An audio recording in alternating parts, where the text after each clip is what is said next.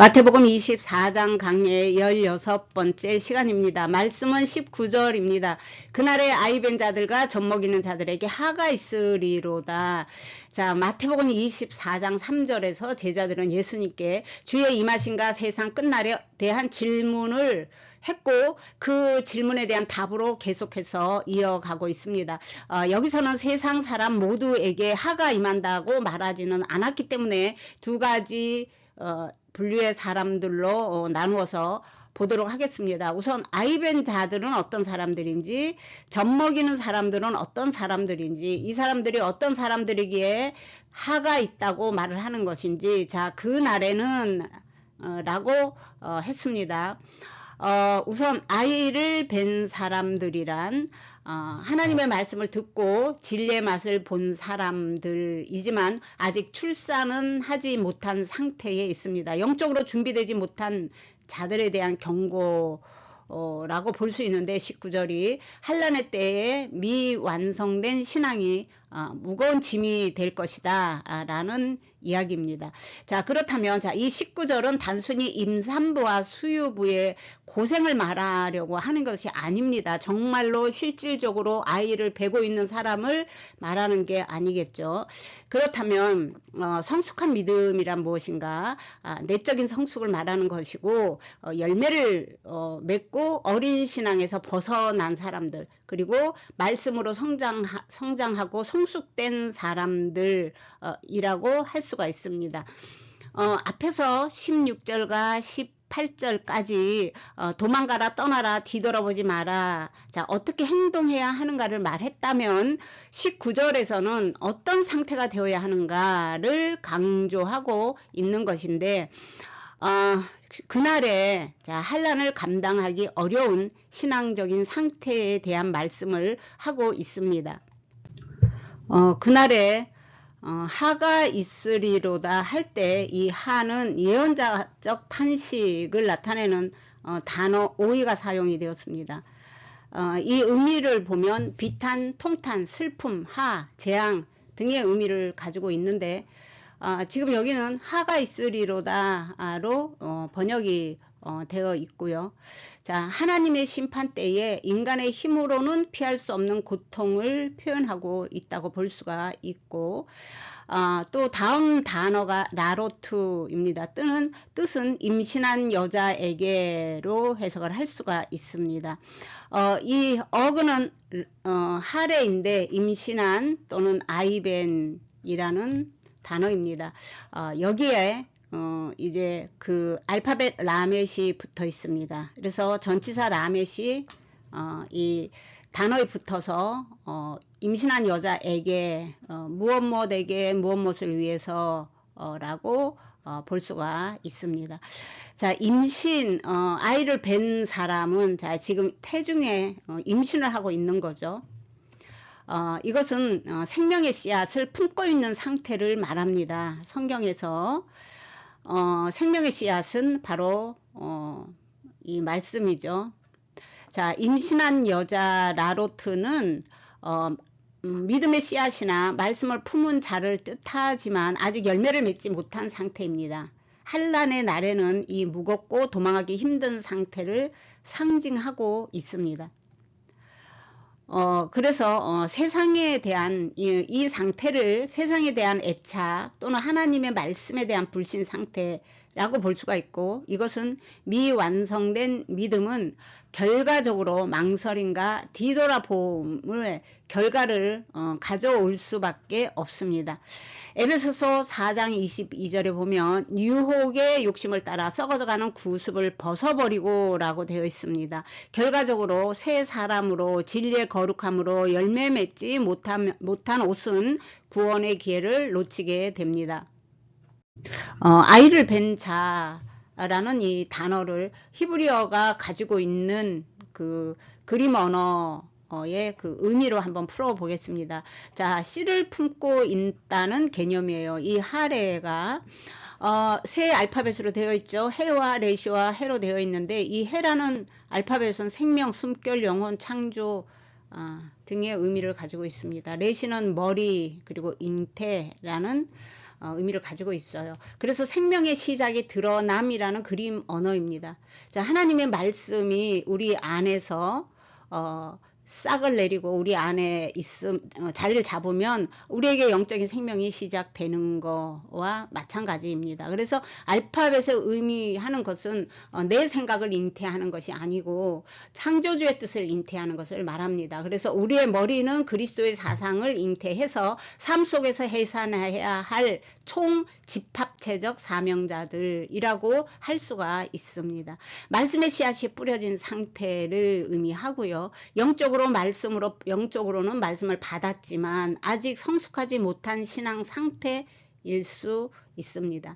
자, 반드시 열매가 요구되는 상태예요. 그래서 믿음의 행위, 성숙한 삶의 행위로 더 성장을 해야 되는 상태라고 할 수가 있습니다. 자, 임신, 아이 뵌 자를 뵀으니까 우리 언어로 자, 임신이라고 말을 하는데, 자, 말씀을 소유한 상태라고 할 수가 있습니다. 그래서 기쁨과 소망이지만 동시에 연약함과 무거움을 동시에 의미하기도 하죠. 그래서 환난 때에는 이것이 짐이 된다라고 하는데, 왜 짐이 되는가? 여기에서 두려움을 주는 것이 아닙니다. 환난의 시기에 배가 불러서 도망가기 힘들다, 그건 진짜 아닙니다. 그래서 우리가 8절에서 오딘이라는 단어를 사용해서 해산의 고통을 비유적으로 말씀하신 것처럼 여기서는 아이 뵌 자와 젖 먹이는 자를 지금 설명하고 있는 것입니다. 그래서 하가 있으리로다 라고 할 때 이 하가 오이라고 말씀을 드렸어요.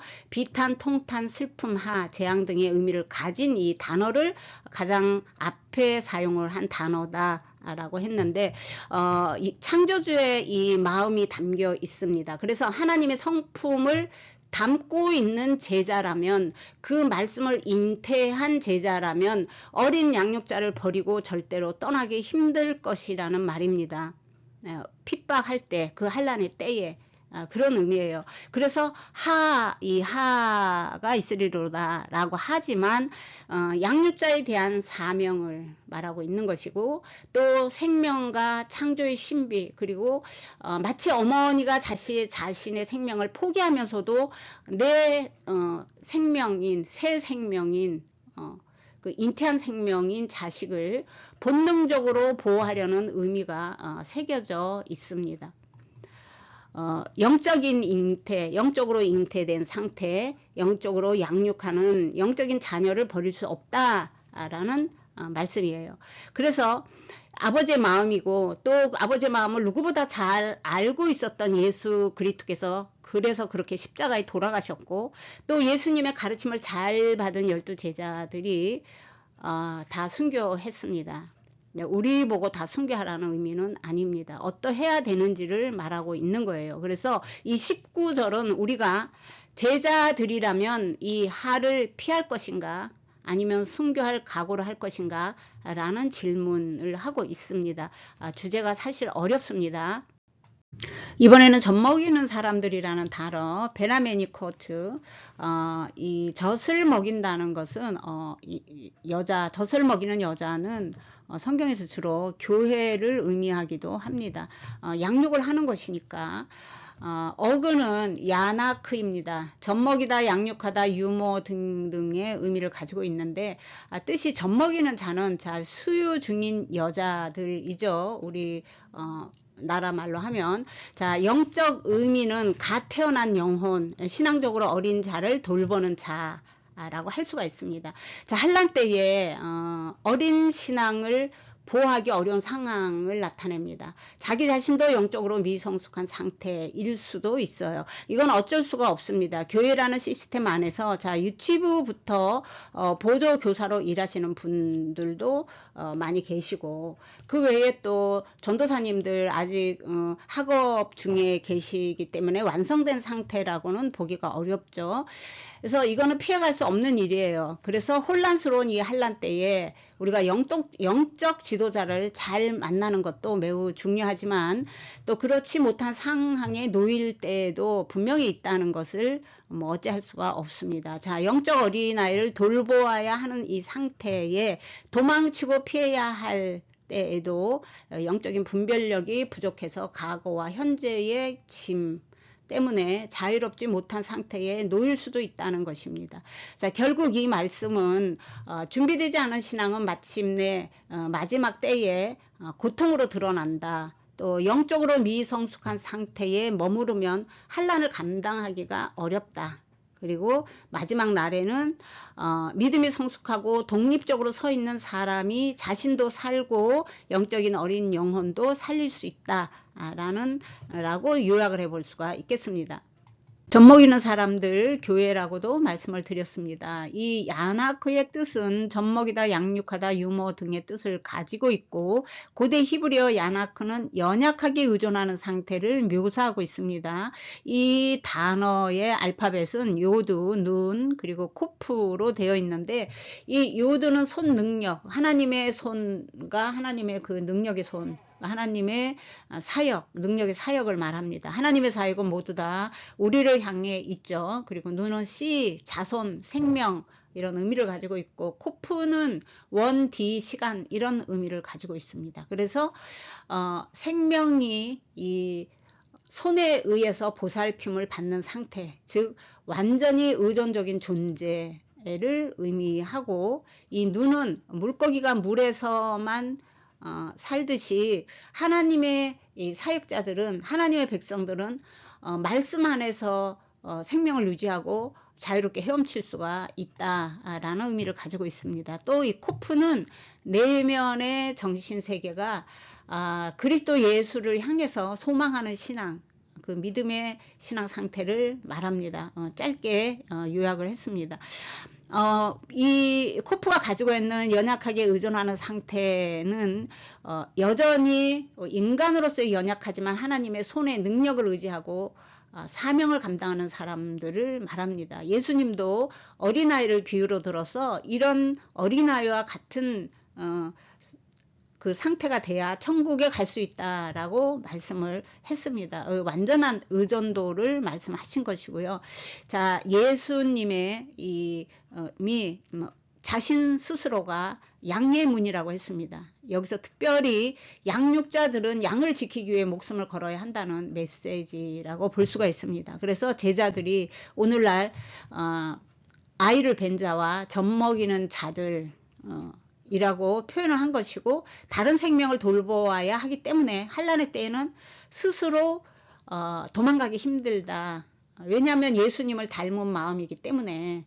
그래서 예수님의 말씀에 따라 의지하고 믿음으로 순종하는 신앙인을 가리키고 있다라고 말할 수도 있습니다. 자, 요약을 하면 19절은 출산과 양육의 상황에 처한 자들이 큰 환난의 날에 겪게 될 고통을 경고하는 말씀인데 우리 모두 사명 앞에 어떻게 해야 하는지를 말씀하고 있는 내용이라고 볼 수가 있습니다. 19절에서 그날에 아이벤 자들과 젖먹이는 자들에게 하가 있으리로다 라는 말씀은 임신한 자와 젖먹이는 자는 단순히 신체적인 약자를 말하는 것은 아닙니다. 말씀은 품었으나 열매 맺지 못하는 신앙, 영적으로 미성숙하고 의존적인 자를 뜻하며 즉 환난 날에는 미완성된 신앙과 의존적인 신앙이 가장 큰 하가 된다는 영적인 경고와 하나님 말씀 때문에 예수님의 제자이기 때문에 하를 당하기도 한다는 내용이기도 합니다.